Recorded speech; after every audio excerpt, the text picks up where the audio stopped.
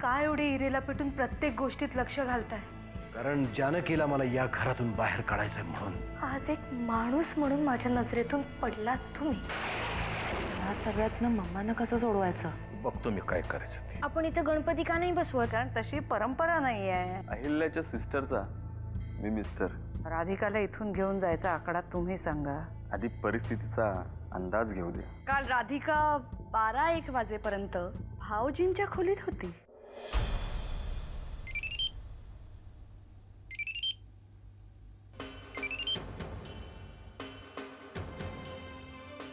अमृता बाळा, काय करतेस तू अजून तिथे? तुझ्या सासूला अटक झाली म्हणजे प्रकरण अजून संपलेलं नाहीये। अजून बऱ्याच चौकशा बाकी आहेत आणि त्या होईपर्यंत तू तिथेच थांबणार आहेस का? तू इथे निघून ये बघू का मी येऊ तुला घ्यायला? नाही, नको बाबा, मम्मा इथे नाहीयेत म्हणूनच या घराला माझी जास्त गरज आहे। मी नाही येऊ शकत अशी। आणि बाबा, तुम्ही म्हणाला होतात की तुम्ही प्रयत्न कराल। अमृता, तुला काय वाटतं बाळा? मी अजिबात प्रयत्नच केले नसतील, पण तुझ्या सासूची कर्मच अशी आहेत की एकही माणूस तिला मदत करायला तयारच होत नाही। पण जना काका तर म्हणत होते की नाव सुद्धा घेऊ नकोस त्याचं। मला तर वाटतं या सगळ्यामध्ये त्याचाच मोठा हात आहे। बाबा, बाबा मला खरंच आश्चर्य वाटतंय, या सगळ्या प्रकरणात तुम्ही खरंच काहीच करू शकत नाही। अजून वेळ गेलेली नाहीये बाळा, मी अजूनही प्रयत्न करतोच आहे। माझं ऐक, तुझी सासू सुटून येईपर्यंत तू एकटी त्या घरात काय करणार? ये निघून इथे। बाबा, मी एकटी नाहीये इथे। जना काका आलेत कोल्हापूरवरून। ते सुद्धा खूप प्रयत्न करतायत, पण तुम्ही सुद्धा तुमच्या परीने। माझे प्रयत्न चालू आहेत, पण जर तू इथे निघून आलीस तर आपण दोघं मिळून प्रयत्न करू। ठीक आहे, मी बघते कसं जमतंय ते। ठीक आहे, काळजी घे स्वतःची। आणि हे बघ, काही लागलंच तर फोन कर मला। हो, बाय।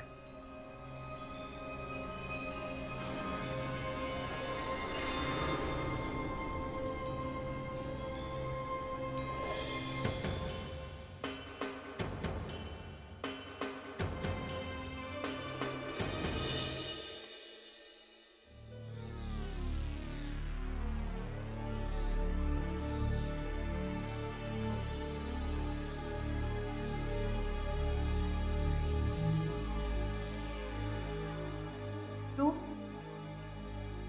इथे काय करतोयस? इथे यायची तुझी हिम्मत तरी कशी झाली? ओळख बघू मी इथे कसा आलो। एक काम करतो, मी 3 पर्यंत आकडे मोजतो। 1 2 संजय,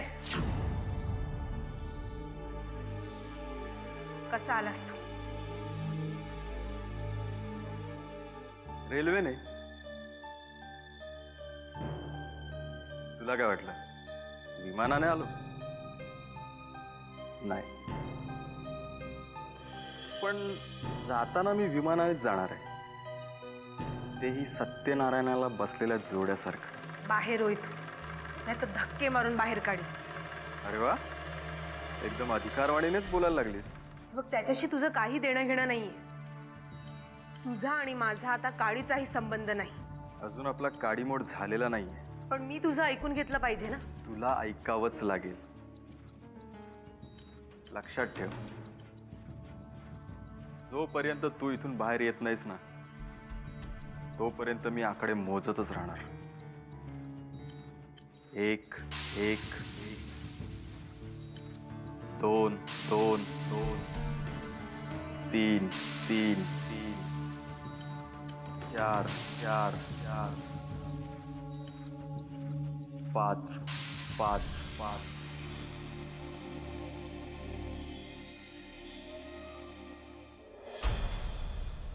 बोला वाकनीस, इतका वेळ थांबला होतात म्हणजे काहीतरी काम असणार। बोला साहेब, कर्णिकांचा फोन आला होता। त्यांच्या मुलाला तुम्ही फुलाचं टेंडर भरायला सांगितलं होतं ना? काय म्हणतायत? झेपणार आहे का त्यांना? हो, म्हणजे त्या संदर्भातच बोलायचं होतं त्यांना. मीटिंग कधी करायची म्हणतात? आता गणेशोत्सव सुरू होईल, कार्यक्रमांची गडबड असेल. गणेशोत्सवानंतर बघू. साहेब, एक विचारू? बोला. तुम्ही त्या मुलाला खरंच इन्व्हॉल्व करून घेणार आहात का? बघू, अजून काही ठरवलं नाही. का हो, विश्वासाचा नाही आहे का? मला विचाराल तर अजिबात नाही. त्याचं रेप्युटेशन फारसं काही चांगलं नाहीये. ठीक आहे, बघू. कामाचा वाटलं तर जवळ करू, नाही तर फेकून देऊ. अजून काही बोलायचं? नाही साहेब. साहेब, मी येतो. या.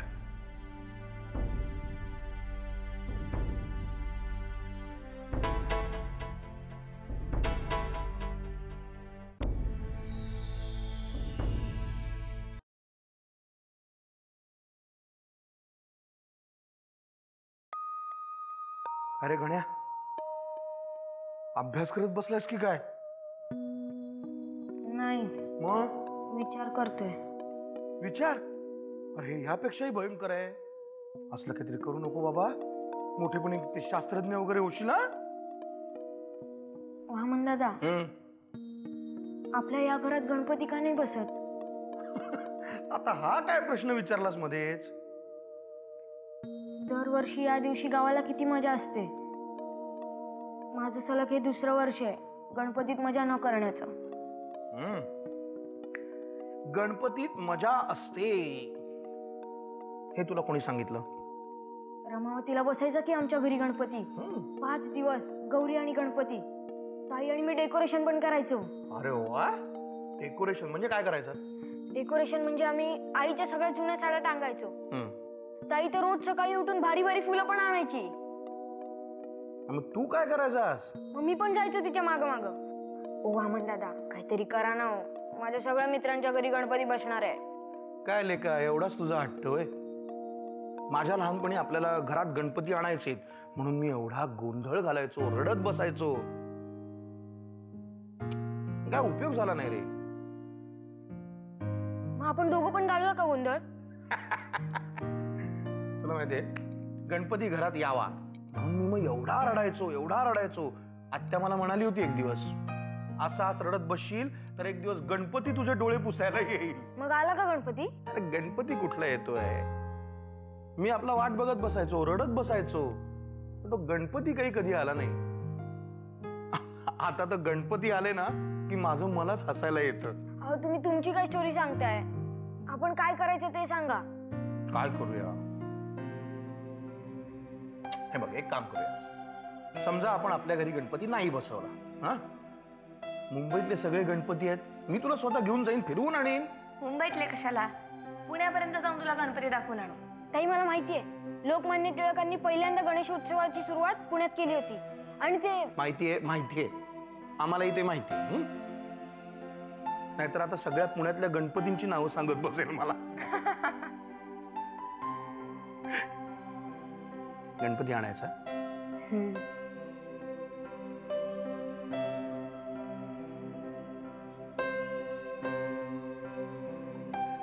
बघूया, करूया काहीतरी विचार.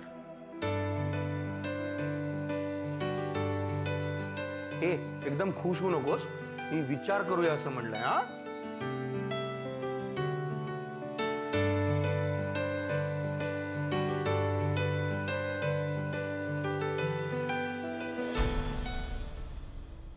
काय झालंय राधिका? तुला काहीतरी बोलायचंय हे तुझ्या चेहऱ्यावरून स्पष्ट दिसतंय, पण तू सांगितल्याशिवाय कसं कळणार मला? नरसेराव, एक प्रॉब्लेम झाला, पण तुम्हाला सांगायचं की नाही याचा विचार करते मी. का? प्रॉब्लेम्स सोडवण्याचं कॉन्ट्रॅक्ट का फक्त तूच घेतलंयस? मी नाही सोडवू शकत तुझे प्रॉब्लेम्स. नाही, तसं नाही. पण तुमच्या कामाच्या व्यापात मी आणखी तुम्हाला त्रास द्यायचा म्हणजे. बस झाल्या फॉर्मॅलिटीज. काय झालंय ते सांग. संजय आला होता. संजय? माझा नवरा. काय? खूप बोलला मला. घेऊन जायला आला होता मला. तर नाही जायचं त्याच्याबरोबर. सांगायचं होतंस त्याला. हाकलून द्यायचं होतंस घरातून. मुळात कोणाची परवानगी न घेता तो आलाच कसा आत? मी बोलले त्याच्याशी, पण तो ऐकायलाच तयार नाही.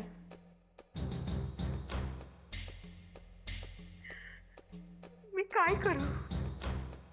तू शांत हो. मी आहे ना. काही होणार नाही तुला. कुठेही जाणार नाहीस तू. मी जाऊ देणार नाही. त्याला भेटायला बोलावू द्या. आणि आधी डोळे पुस तुझे. मी बघतो त्याच्याकडे.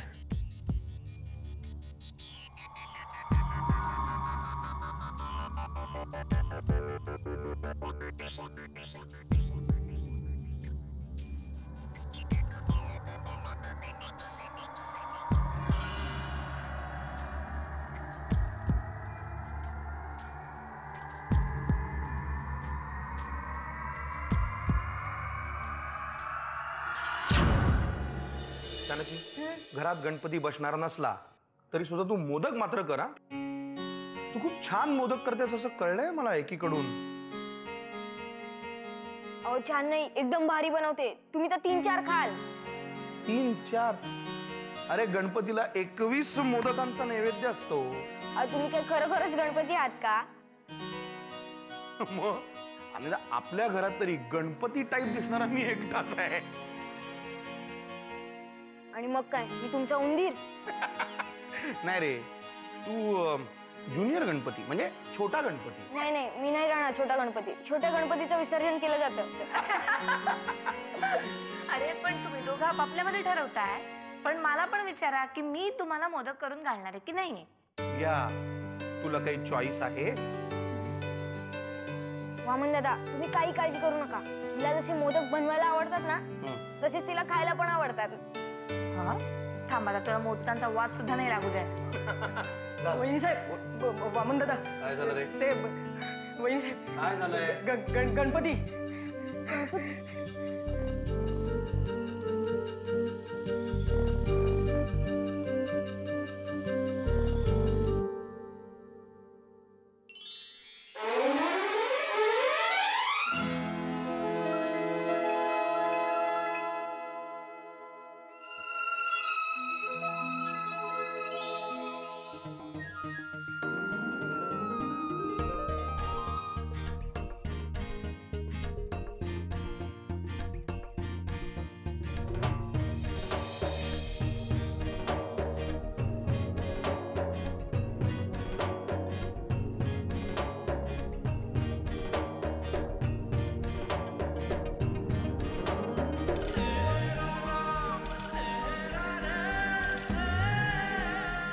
गणपती बाप्पा हा कसा काय आला आपल्या घरी?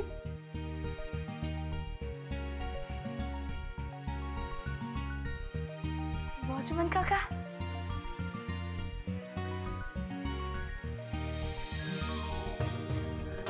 माहित आहे बाईसाहेब, सोबत ती चिठ्ठी पण कोणतरी देऊन गेल्या. हे काही मोठ्याने वाच की, आम्हाला पण कळलं पाहिजे ना. वाचतीये ना, थांब जरा. श्री नमस्कार.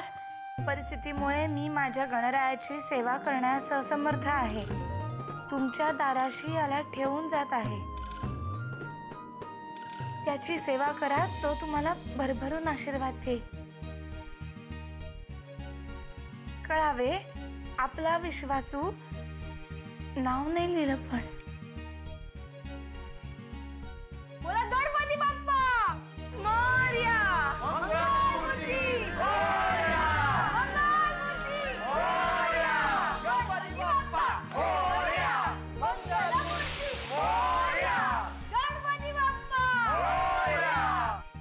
गणपतीची मूर्ती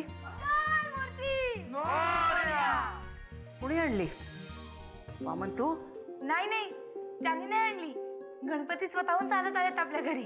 स्वतःहून चालत आला म्हणजे? स्वतःहून म्हणजे येता ती चिठ्ठी दाखव ना.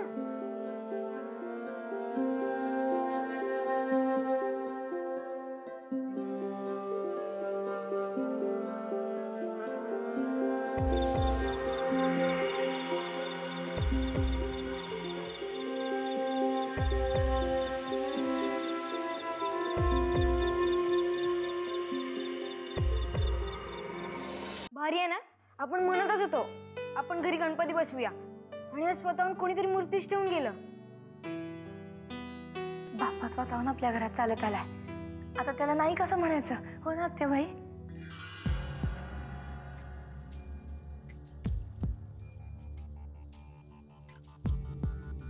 आत्या, तुला फारसं पटलेलं दिसत नाही हे.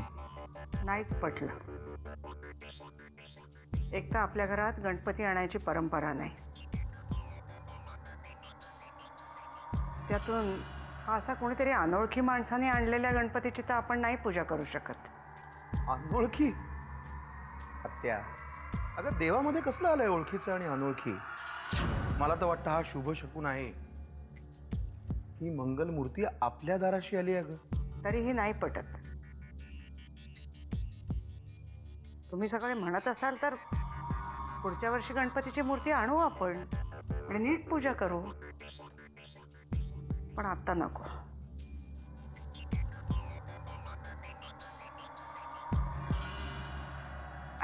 वॉचमन, ही गणपतीची मूर्ती कोपऱ्यावर गणपतीचं देऊळ आहे ना, तिथे ठेवून ये. आत्या,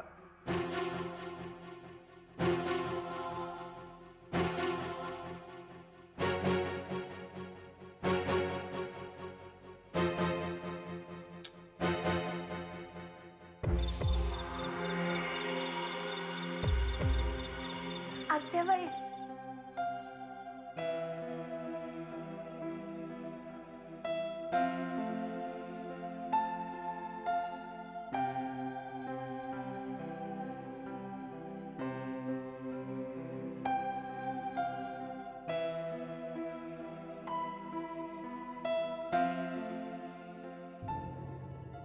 काय झालं आत्याबाई? कसला विचार करता एवढा? अगं, दारात आलेल्या त्या गणपतीच्या मूर्तीचं काय करायचं? काय करायचं म्हणजे? बाप्पा स्वतःहून आपल्या पायाने चालत आलाय, त्याला नाकारायचं कसं? नाहीतरी आपण म्हणतच होतो ना गणपती बसवूयात म्हणून. धूमधडाक्यात साजरा करूयात उत्सव. अगं बाई, पण त्याचं सगळं सोहळं ओळं बघणार कोण? मी आहे ना, मी पाहिन सगळं. रमावतीमध्ये असताना तिकडच्या गणपतीचं सगळं मीच तर पाहायचे. रोज फुलं तोडून आणायचे, पूजा अर्चा सोहळं ओळं सगळं मीच पाहायचे. पूजा खरं तर नरसिंहानी करायला पाहिजे, पण तो हे ऐकेल की नाही सांगू शकत. हे मी कसं सांगू? एक वेळेला गणपतीचं सोहळं ओळं करता येईल, पण यांचं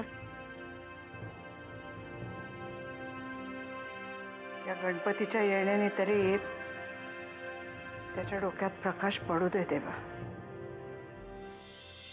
आत्याबाई, ह्या घराच्या भल्यासाठी सो गणपती आपल्या घरी आलाय. ठीक आहे, मी बोलून बघते त्याच्याशी.